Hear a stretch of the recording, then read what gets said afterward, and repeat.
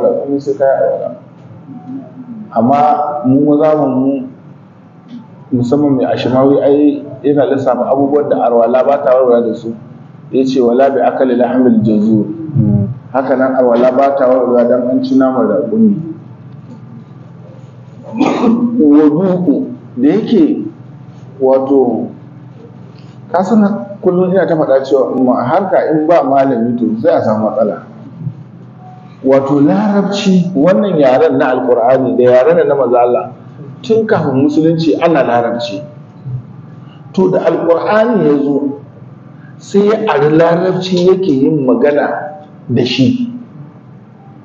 To saboda yalwa ta alkur'ani, idan alkur'ani ya faɗi kalma ta larabci ce amma shi tana da tashi ma'anar daban, kuma ma'anarta ta da tana nan.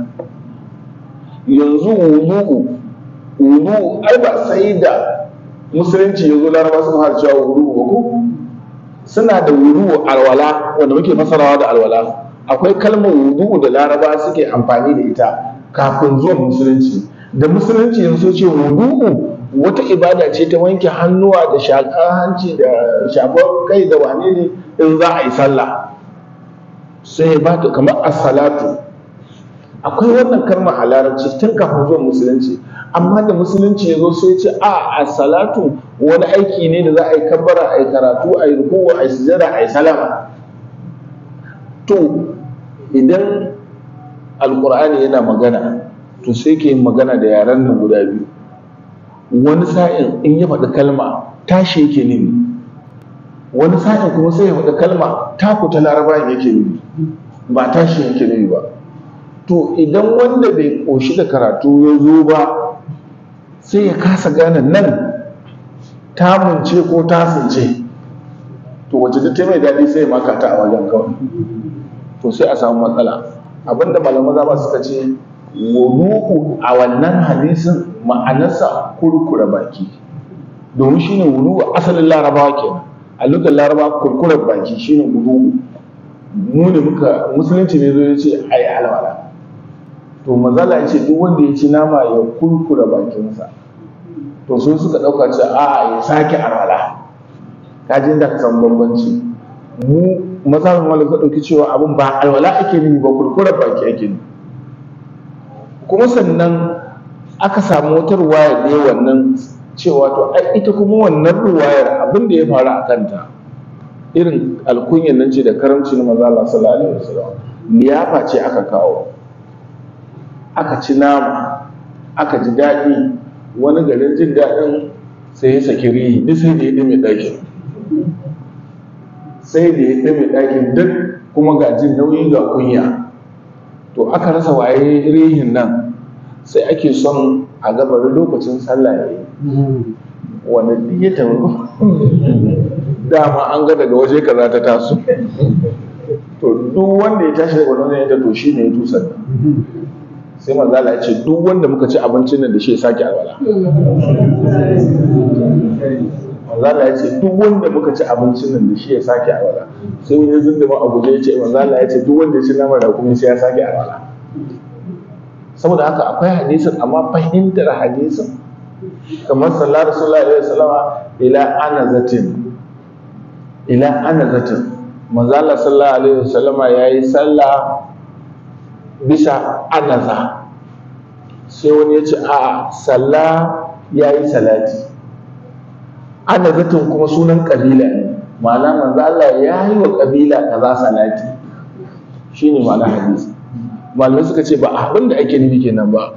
Anazatin tsabga sanda, manzo Allah zai yi sallah ya aje tsabga a gaban shi ta zai masa sutura yayi sallah, ma'ana hadisin kenan. Su kuma wancan suka ce kabilan mu manzo Allah yayi wa adda sallah, anazatin manzo Allah yayi wa kabilan mu na hanu anaza manzo Allah yayi mana adda. To kaga wannan ka zo ka ce musu ba haka ba. To saboda haka wajen fahimta ana samun matsala ga wanda yake son ya zama malami da kanshi. Dole ka haƙura, malamai da suka buɗe abin suka bincika ka gano me suke nufi a nan, domin da yawa ana amfani aro kalma a ba abu. Kalma tana da majazi, tana da hakika, tana da isti'ara, saboda haka ba za ka iya sanin wannan kalmar a hakikata ake magana ba, ko a majazinta ake magana, ko a isti'arata ake magana. Saboda haka mujarradin kawai akwai hadisi a Bukhari ko akwai hadisi a Muslim, ba wannan yake nuna cewa an fahimci hadisin ko kuma a'a hadisin ma yana kan aiki. Amma hadisin cin raƙumi wannan akwai shi, har yanzu ana karanta, game da kasan ayoyin alkurani yanzu ba su aiki, suna nan ana karanta a hayi. Malayi ba. Wato, duba da yanayin lokaci na yanzu mutum ne ya ari shinkafa wanda zai shuka wani ne, sai ce sai kaka zai biya, yana nufin zai biya shinkafa. To abin da ake sai da shinkafa yanzu wanda za a shuka na bawo kenan, ana sai da ita naira 800 to ya ce sai kaka zai biya. To idan kaka ta yi shinkafa kwano 10 zai biya, ko kuma akwai wani ya suka yi da mai bashi shinkafa? na? Ya suka yi da mai bashi shinkafa? Ya ce kawai shinkafa zai biya. To shi ke ita zai bashi. Ka karɓi shinkafa ta tiya 10, ka ce nan da wata 4 za ka damu da ita. Ba ma kaka ko me ya so na lokacin, nan da wata 4 za ka damu da ita. To ba shinkafa za ka kawo? Sai ka ce mun a sannan kuɗinta kaza, ni sannan na sai ta kasan kuɗinta. In siya zai yi, kaka lokacin za ta shi san da ya ranta bai tunanin hakan ba.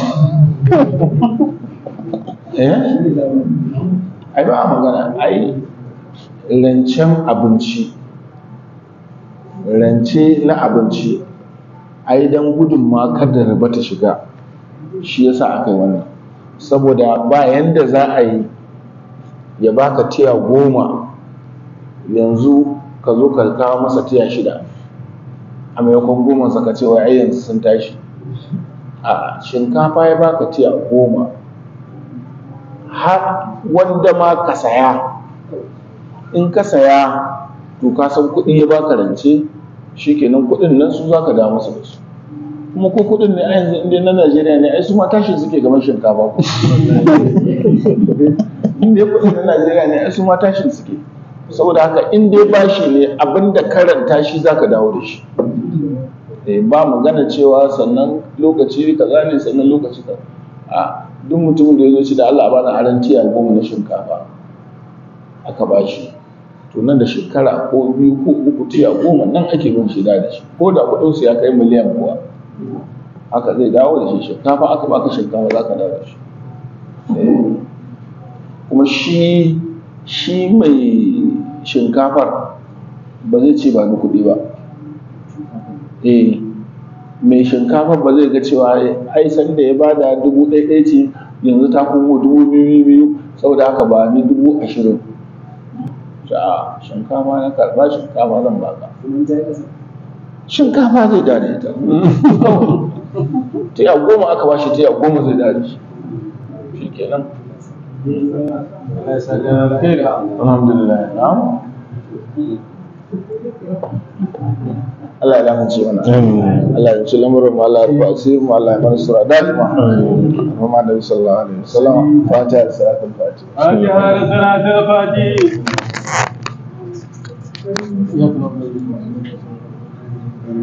Allahumma salli ala